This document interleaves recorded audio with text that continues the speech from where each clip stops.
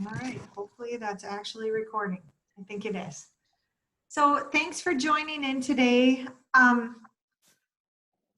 There have been so many different things that were changing and happening, and we really haven't gotten together in a long time. And a lot of this stuff either directly or indirectly pertains to the work that you guys do. So I wanted to just call us together so that I could update you as quickly and efficiently as I can on what's all happening and how does this impact you and the work you're doing. So hopefully this will be helpful. Um, we're recording this. I'll send out the link to the recording so anybody who was not able to join us today will hopefully have the opportunity to watch the recording and gather all this information as well. I'm going to go ahead and share my screen with you. And hopefully figure out how I can actually run my presentation here. Too many screens going on. Okay. All right.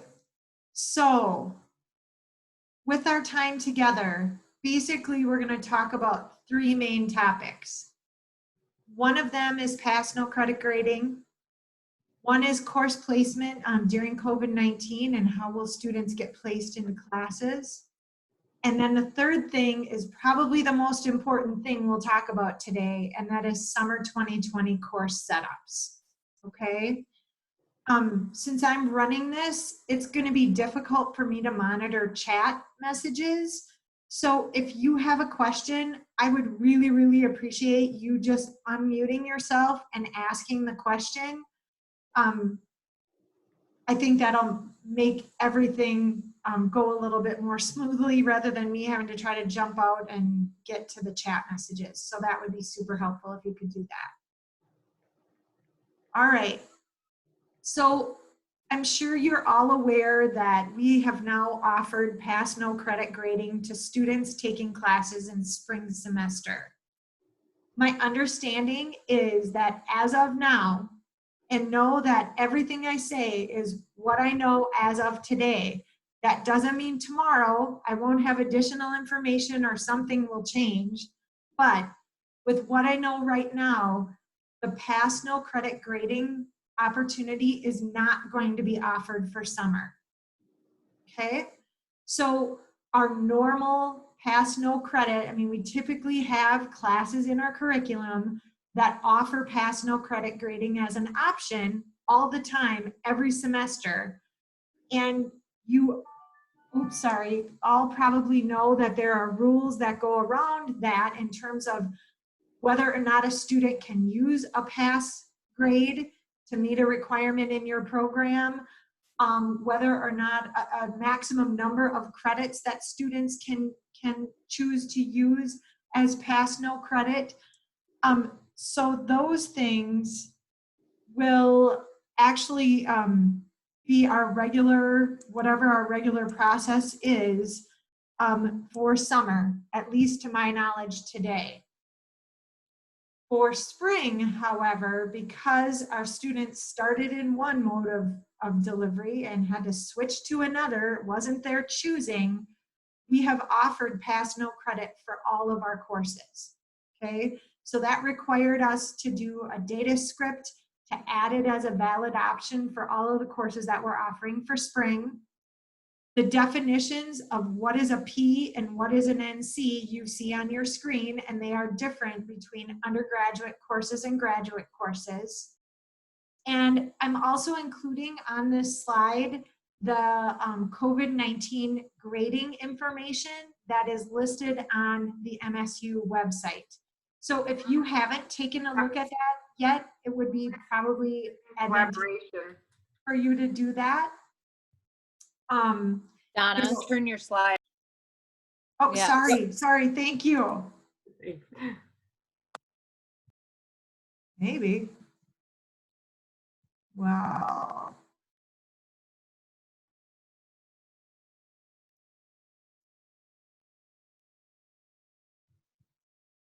Hang on, I'm going to try to restart this. I don't know what's going on. I'm going to stop the share just for a sec here so I can see if I can get this going. Yeah, it might be helpful if you could actually see the lovely slides.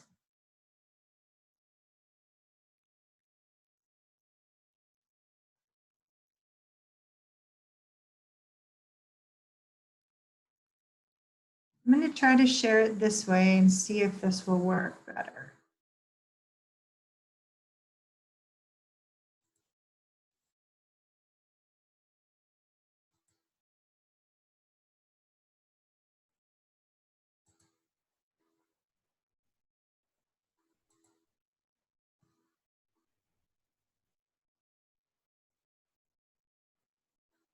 All right, are you seeing the slides now? Yes? Yes. Yes. Okay, awesome. Okay, thank you so much. So like I said, different for undergraduate students than it is for grad. And I will send this out so you have the presentation at the end as well. One of the things that we've been trying to gain information from in terms of our administration is how will this P impact all of our other policies that are in place? So basically, the management team in the registrar's office went through every single one of our policies, basically where grading was in play, and asked a ton of questions of our administrative team, led by the provost, to what are the impacts to all of these things. I can tell you two things at this point. Number one, the dean's list is going to be a little bit different than it has in the past. Normally, our dean's list requires students to have 12 credits. They must all be graded, and they have to have a 3.5 GPA or higher to qualify on the dean's list. For this semester and this semester only, to my knowledge, right now, it is only this semester. The dean's list will still require that students have at least 12 credits. 6 of them must be graded with a letter grade, and the other 6 can be graded with pass no credit grading. Okay? And then they still have to have the 3.5 GPA or higher. So if a student had 4 classes, for example, and let's say they got A's in 2 of them and C's in 2 of them, if they choose the pass no credit grading option on the courses for which they earned C's, they would turn to P's, and the student would have a 4.0 GPA for the semester, therefore qualifying for the dean's list. Okay, where normally they would not have qualified. All right, so I want to share that. The second thing that we really pushed to get information on was many of our programs require a certain grade be earned in a class in order for it to satisfy the requirement. So for spring 2020 only, a P grade will satisfy any requirement in general education, in a major, in a minor, everywhere for our graduation requirements. Okay?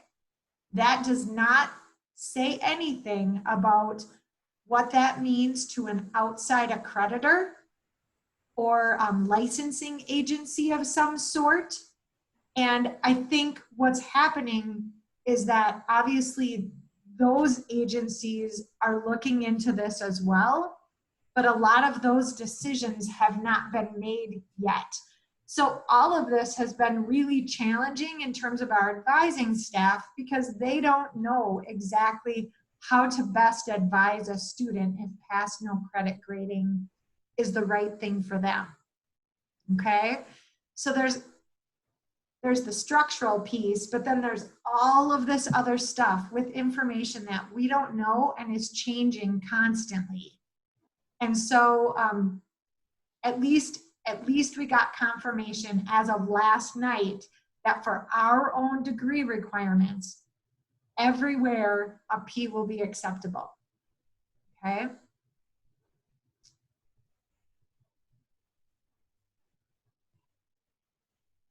Oh, all right. So we gave students the opportunity to select pass no credit between April 13th and April 26th. And they were able to make that change themselves in e-services.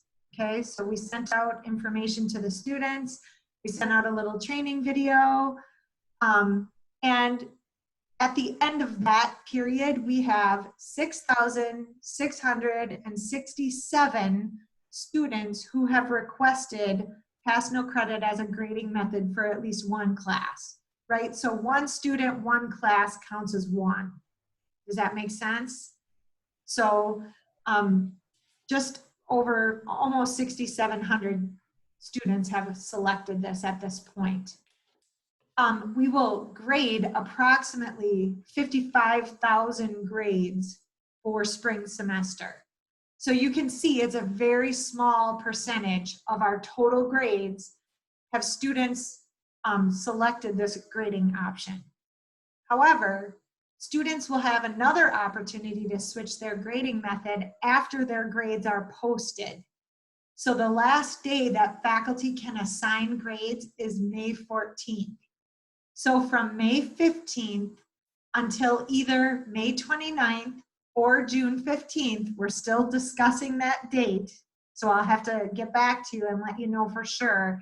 Actually, probably the best thing to do is just keep checking the COVID grading site, because as soon as that decision is made, I will post it there and make sure it's available there. But we will allow the students to view their grade and then make the decision that, hey, I want to switch it to pass no credit, okay? Following that window of time, which we're really going to try to force students to try to make that decision shortly after the term ends. And that's why we're saying either 2 weeks or 4 weeks, whatever it is, but a small window of time. Because following that, we will do a cleanup run of satisfactory academic progress. And that will happen either June 1st, if we end their opportunity May 29th, right? Or June 16th, if we give them until June 15th. We will rerun satisfactory academic progress on any student who's had a grade posted since we ran SAPS until that point. And then we'll reevaluate student status in case that their decision to choose pass no credit changes their status, which it very well could if their issue was a GPA issue, okay? With that all being said, we are gonna try to have students make that decision soon. However, because we know it may be months from now before a student is applying to grad school and then realizes, oh, the P grade I selected doesn't get me into grad school. So we will continue to allow them to request the change in grading method right now for up to 2 years, because that's what our grading policy says we will do. We will allow grade changes for up to 2 years. My guess is if after that point, in this one term only, we continue to have requests come in, we will likely process those requests. Okay, so I'm trying to say we're going to be as flexible as we can in dealing with the students, and try to give them every benefit of the doubt that we can. Donna, will this be an automatic process if it's after the fact, or will faculty have to go in and change the grade to the P from a C? Faculty will not have to do that, and I'm going to show you how students can do it next. So excellent question. Thanks for the lead in. Are there other questions before we move on? Okay. So I want to just share this information before I share the form with you. With regard to pass no credit grading, your faculty members, this is the screen that they use to actually post their grades. And what has been changed is a new field that we're calling alternate grade. Okay, hard field to name, but that's the name that we ended up with. So if the student had elected a pass no credit grading option before grading began, then the faculty member will assign their official grade of record with whatever is appropriate, right? So if you look at the second student down on this list, hopefully you can see that, I'm sure it's small. This student has selected pass no credit as the grading method of choice, and the faculty member is assigning a grade of P. So that's awesome. However, then they're going to be instructed that if you're assigning either a P or an NC grade, you will also have to assign an alternate grade. And that alternate grade is the grade that you would have assigned were the student graded with a normal grading method or a letter grade grading method. So if this student earned the P, that's what's going to be reported on the transcript. But the faculty member would also enter here, I would have given the student a B- grade, and we will record that in the student record system. So that grade is coming straight from the faculty member, okay? If the student has selected a regular letter grade, like the next one down on this example, then you will see the only grade that they have to assign is the actual grade of record that will post on the transcript. Okay, so no alternate grade would be necessary in that case. When that alternate grade is assigned, it will become visible in this new little field that is going to be displayed on ST1121UG. So you will see, I also circled where the grading method is indicated. And you can see the first course here, our algebra course, is graded pass no credit. You can see it's a grade method 04. The next one is normal. It's graded 01. That normal means a regular letter grade. Okay? So once this student's grades are posted, for this pass no credit, we will see either the P or NC recorded here, and that's what's going to be reported on the transcript. And we will see whatever the actual letter grade is that the faculty member would have assigned in this alternate grade field. Okay, so does that make sense to everybody? Okay.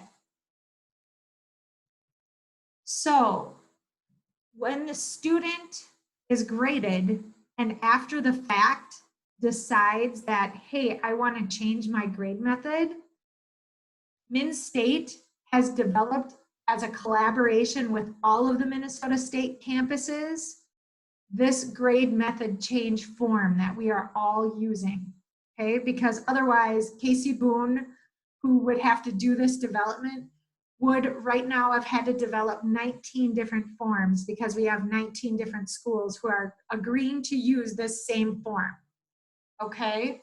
So the student will have a website, a link to a web page. Each one of our schools has their own unique link. So we will send that out to students on or around May 15th after grades are posted. And we'll advise them, yes, you can make the change, here's what you do. So they click the link, they log in with their star ID and password. When they do, all of their information is pulled into the form here in terms of their name, their star ID, their tech ID, all of that information is pulled in automatically. And then in the middle part of the form here, they'll have to enter each course for which they are requesting a grade method change. So they were telling them in the directions that they see that they need to pull up their schedule at the same time that they're filling out this form, because we're asking for subject, course number, section number, course ID, and then the title. And then they have to select, what do you want your new grading method to be? And the new grading method drop-down shows two options. One of them is normal letter grade. It's called letter grade, parentheses A through F. The other option here for students will say alternate grade, and in parentheses, pass/no credit, pass/fail, satisfactory/unsatisfactory, credit, no credit, all of the different options that all the Mid-State schools are using. Okay, so they'll select, hey, I want my English class, and now I want it graded with the alternate grade, pass, no credit. They'll submit the form. The form will come via workflow. This is an ImageNow form.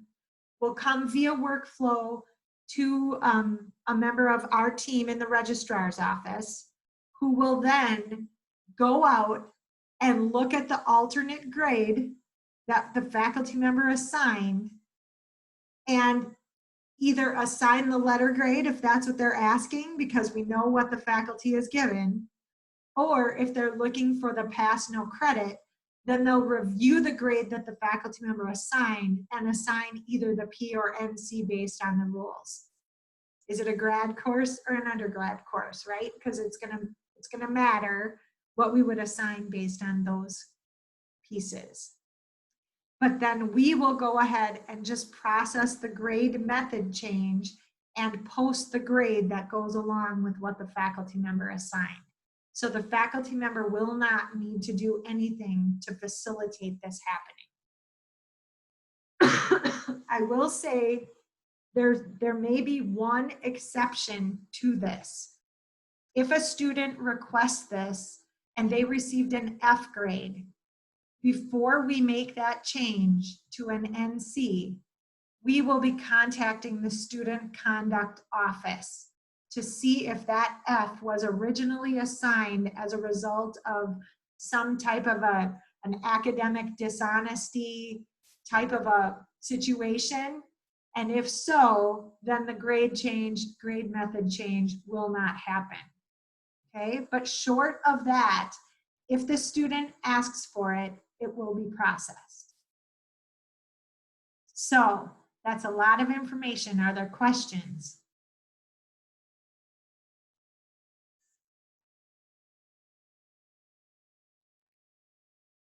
Okay, no questions. I'm going to keep going.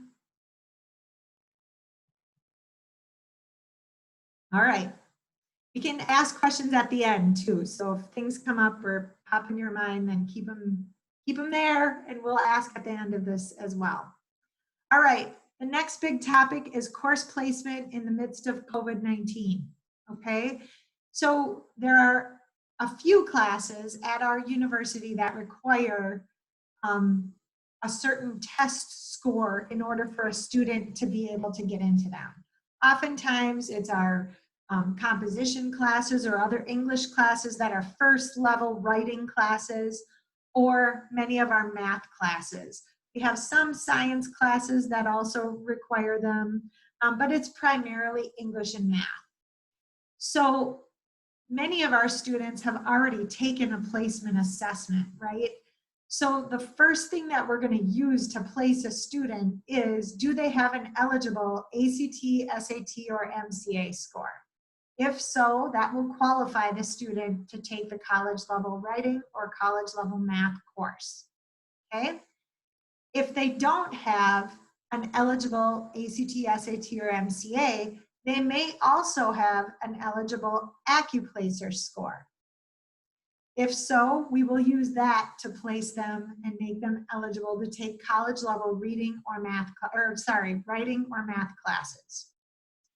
In the absence of all of those scores above, okay, if they haven't taken any of those assessments, then the new directive coming from Minnesota State is we will use a cumulative high school GPA in order to place students in their classes.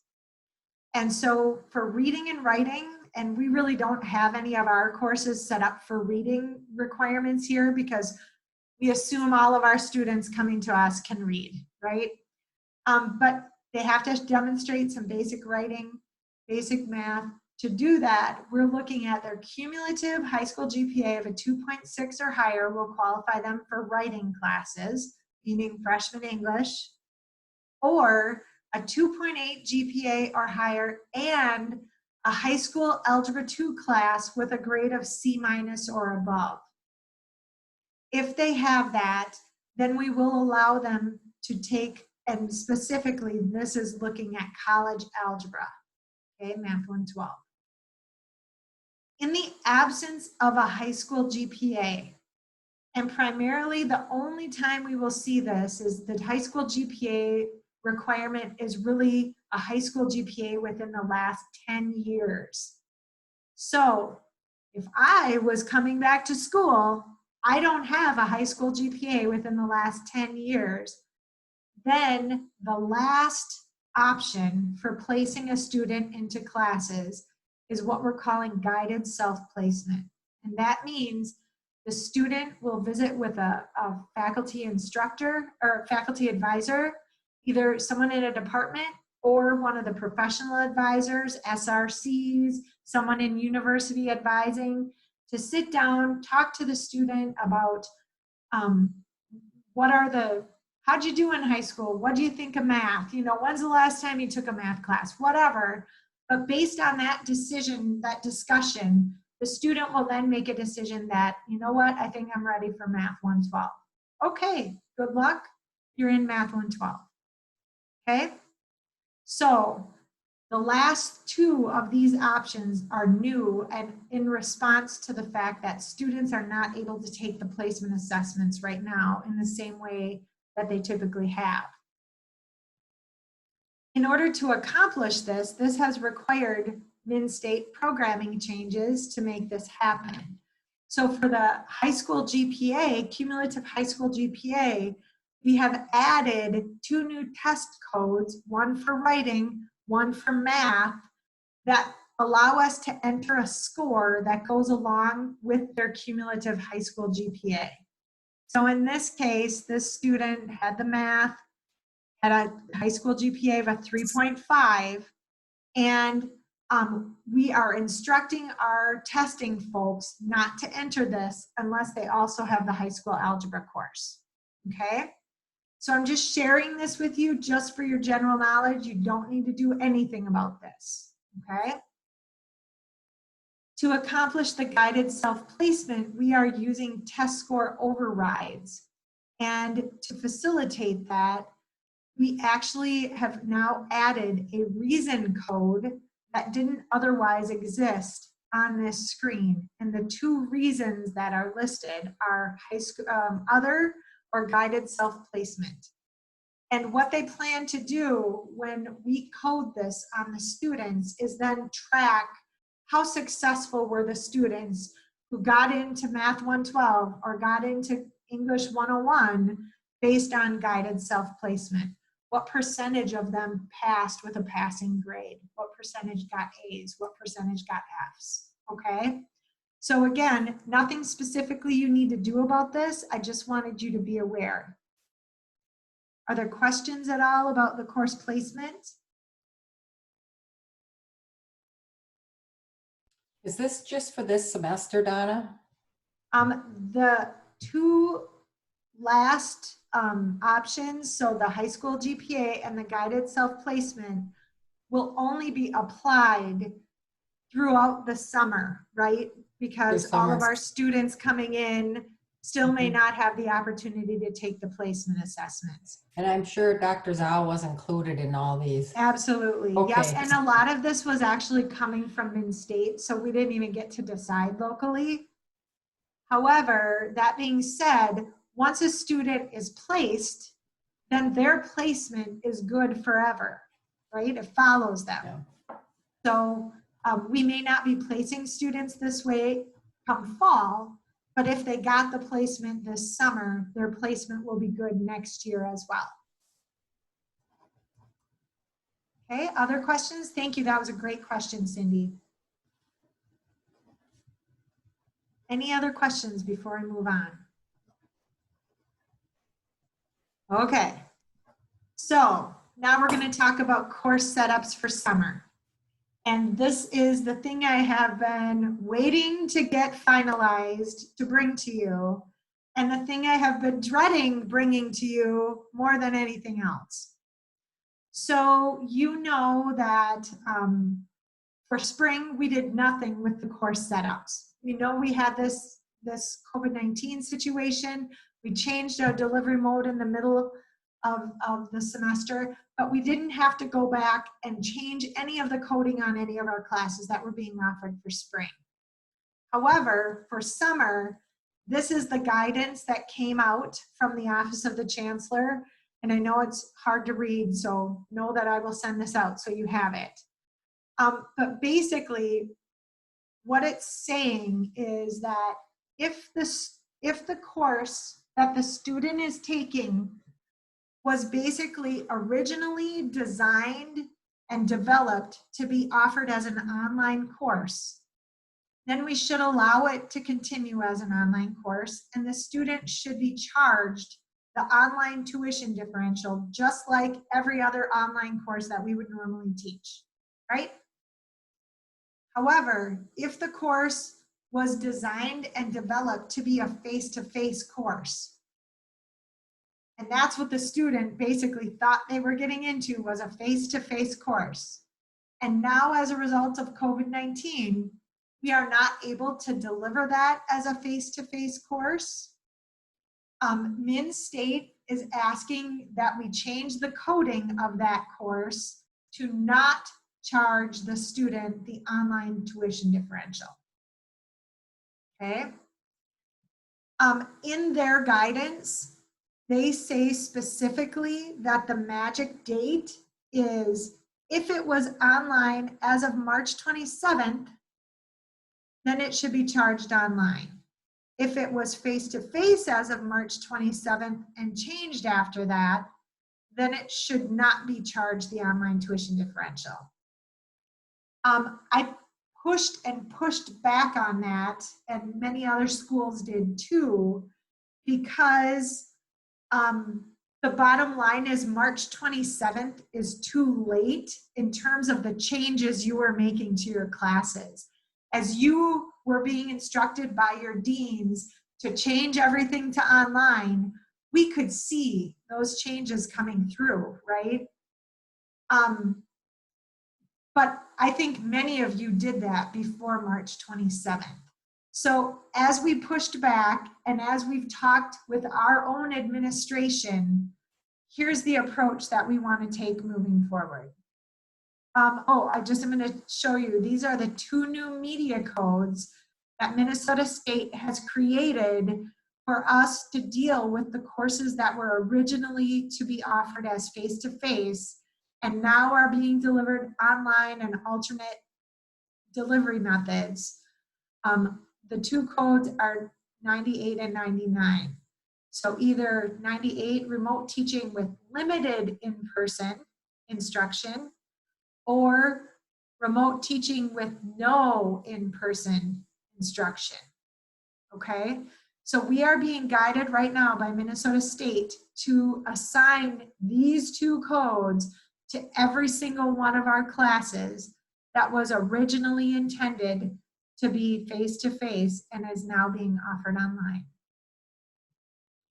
So I have a question for you. okay, great. Will that be the same with the Edina campus students? Yes. Okay, so I'm not worrying about the metro differential. Yes, you will. Summer. You will have to worry about the metro differential. So will that? Oh, go ahead. So there are 2 pieces to this, okay? There is a media code and there is an instructional unit. So this goes back a little bit to Curriculum 101, right? When we've talked many times about this. Media code helps us indicate what is the delivery mode of the class. Instructional unit is what drives how much tuition and fees is charged for the class, okay? So for summer only, can I say that again? For summer only, we are not talking about fall yet, okay? For summer only, The question is, was the class originally designed and intended to be delivered online during summer 2020? If you put it on the schedule and it was online, then you want to continue to leave media codes 03 or 12 or 13 as appropriate on the class. And you want to leave the instructional unit equal to R, or to Gabby's question, whatever your regular code is for courses that charge other differential tuition amounts. So Gabby, for your classes, yours are set to an X, I believe. At least if they're not doctoral, they're set to an X.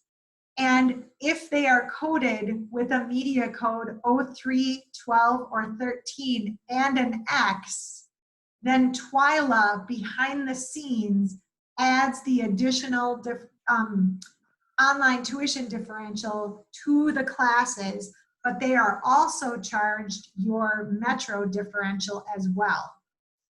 Okay? So I want to continue to talk about this and ask questions so I know that everybody understands. I'm going to show you the next slide, okay? And then we're going to stop for some more discussion.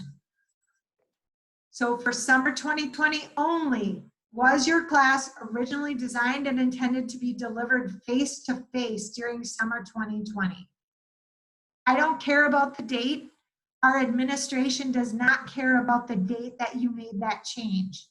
So the question is, was it originally intended to be delivered face-to-face? If yes, then we want you to code it with either a 98 or a 99, depending on whether or not there is any face-to-face contact that happens in that class.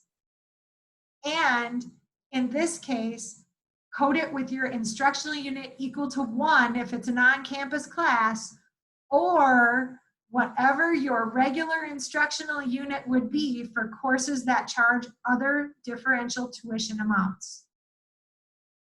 Okay? So we want you to charge what you would normally charge for a face-to-face class, is what I'm saying. And for these, when we set this up, these students will not be charged the online tuition differential for these classes. So if you're unsure of what your instructional unit should be set as, I would like you to put in a one-stop ticket to the registrar's one-stop page.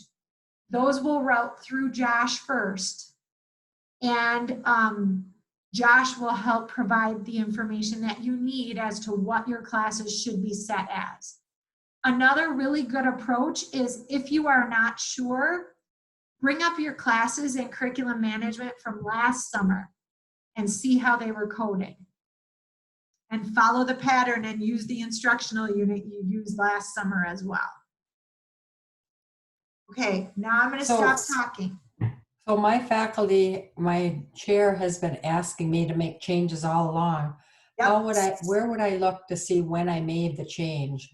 It is not logged anywhere in ISRS. And that's why I'm coming back to you, because I have no way to know which classes you changed and which classes you didn't change. Okay, thank you. So that's going to mean probably some discussions with your chair, right? To figure out, what did you intend to offer online? Maybe you have an earlier copy of your schedule before all this started to happen. But once that change was made, it is not logged anywhere. And I have gone up and down in Minnesota State trying to get that information. And it's not logged anywhere. So we're going to rely on you within the departments to determine which classes really should be coded which way.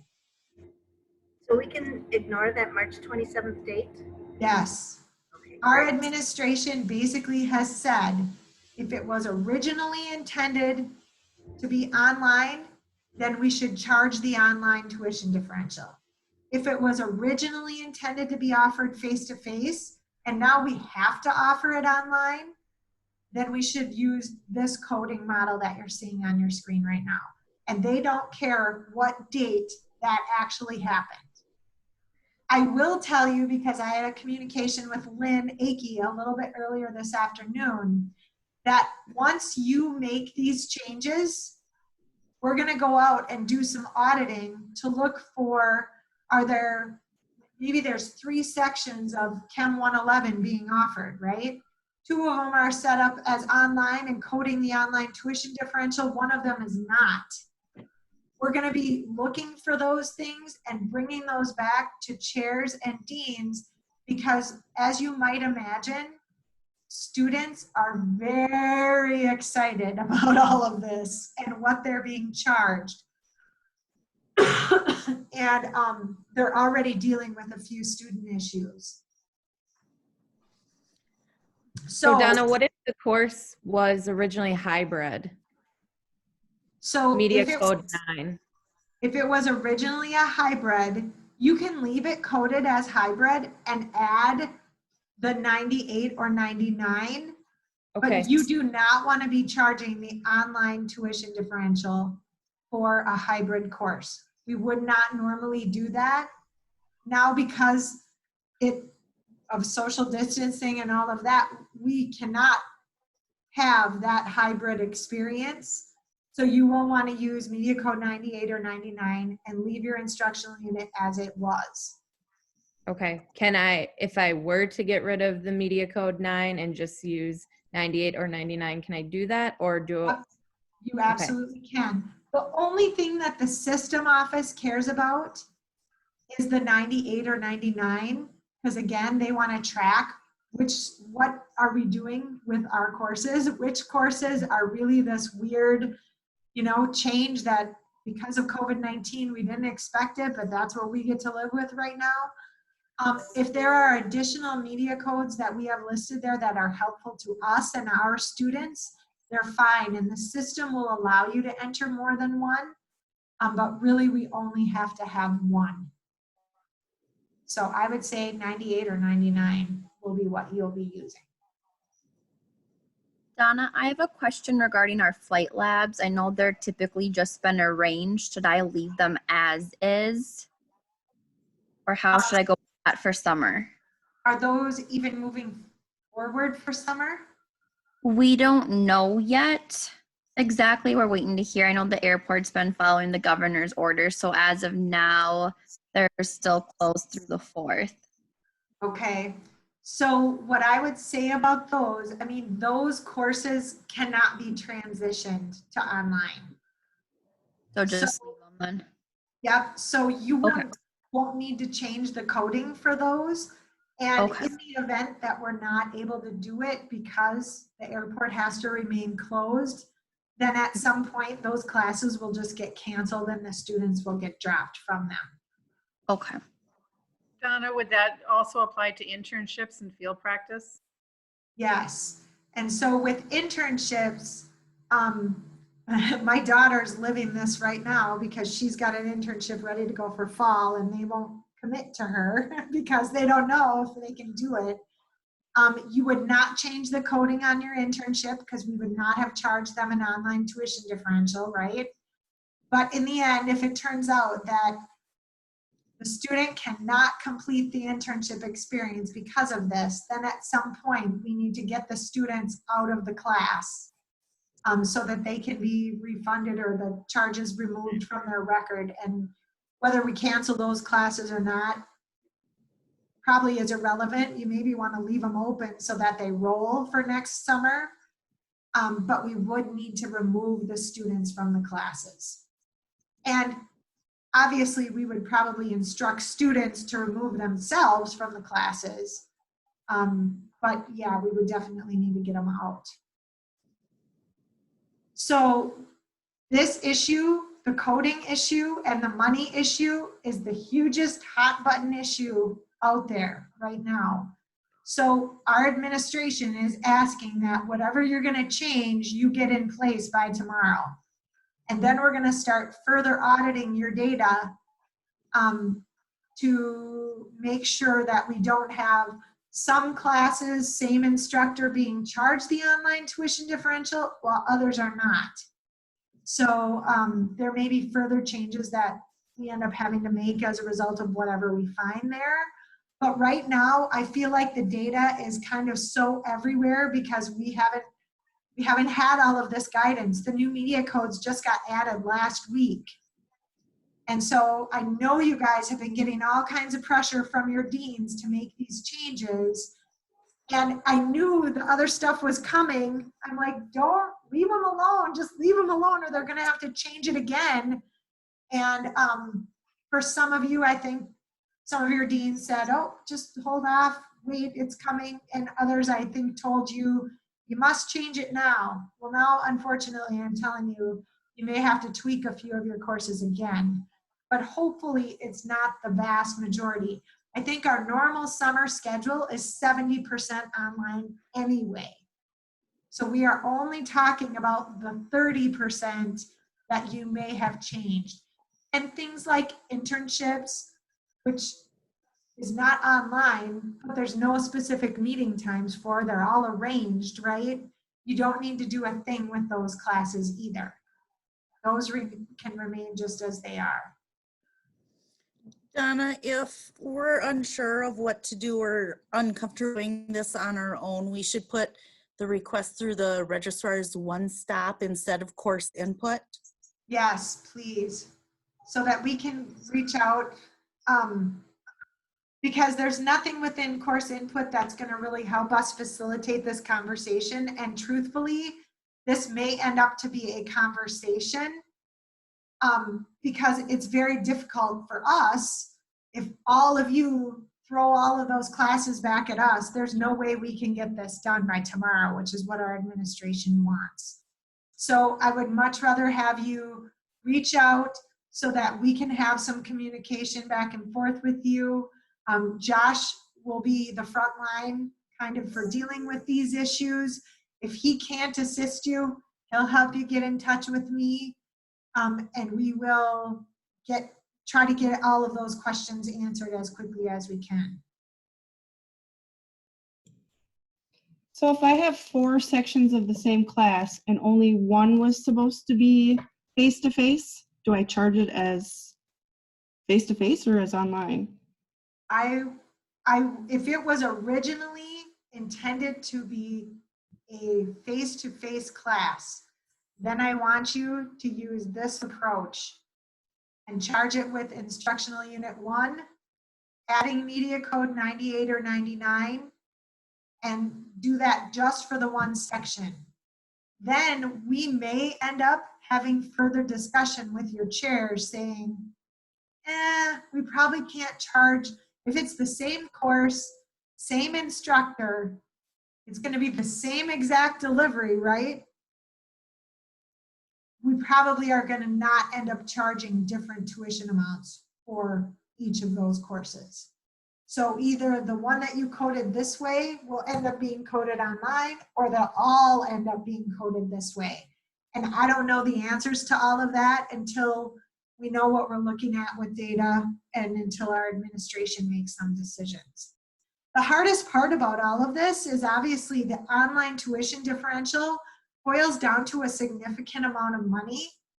So from a budgetary standpoint, obviously it's important that we have those budget dollars to help us, because all of this is obviously causing massive budget issues when you think we can't have students in the residence halls in the summer, so we're going to lose that revenue.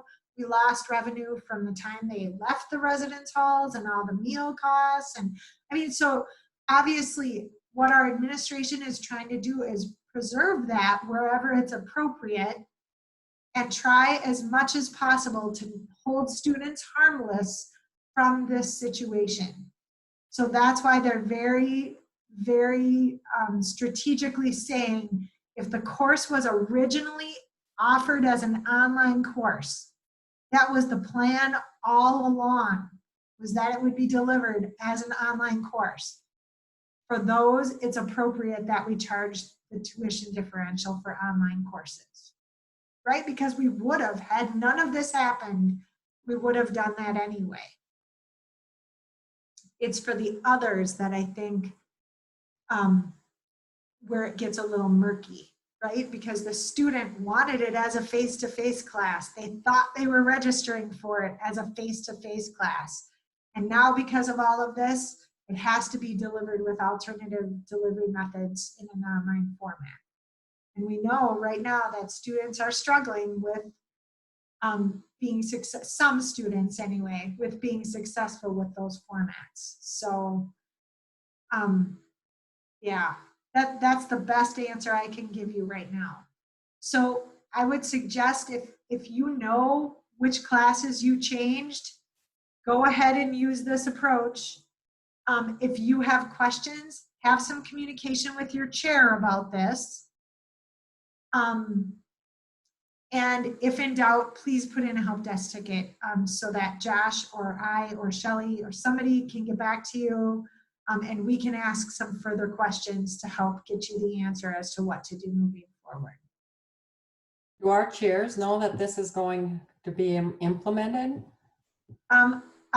I believe so. They haven't seen this presentation, but the information about the new media codes was shared with the deans at the Dean's Council, and I'm assuming that the deans have shared with the chairs.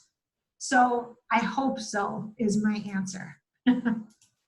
All of them knew that I was meeting with all of you today to share this information with you. Donna, I just want to clarify, so if the class was originally arranged, it can just stay as arranged. I don't need to Absolutely. change that media code. I believe it arranged is 11 or something. Yep. Okay. You will probably, if you are using Media Code 11, because there are many people who set up arranged courses and don't have a Media Code 11 attached, but I would encourage you to attach the 98 or 99. Leave the instructional unit as it is, because we do not want to charge the additional online tuition differential, but I would add the 98 or 99 to those classes as well. You could also leave the arranged on as well, but Minn State would want to see that arranged course with the 98 or 99 minimally. Okay, thank you.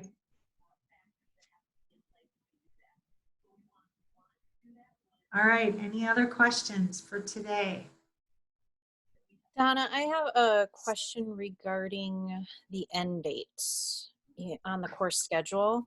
Okay. Some of the biology courses for summer session 1, the end date is 6/19, but then others it shows 6/18. And I tried to go out to curriculum management and I clicked on the summer session 1, drop down. I clicked on that to try to change it, and it's the class schedule is not updating. Yep, I will, I'll take a look at that. I'm aware of that issue. I just have been flooded with all of this. So I haven't looked at that, but we can get those dates changed. That is not a problem. I can have a script done to deal with that. Okay, thank you. Yep. Other questions? Otherwise, I need to drop off this call because I'm facilitating the statewide registrars meeting. And that starts in just a few minutes. So I need to be available for that. When are you going to send these notes to us? Yep, I will definitely send this slide deck out to everybody. I'll send the link to the recording too. I just have to figure out how to get that in a place where you can get it. So, all right. Well, thank you. Yep. Thank Bye. you. so much. Thank you. Thanks, Thank Donna. you. Thank you. Bye. See you Bye. later. Have a great Bye. day. Thank you.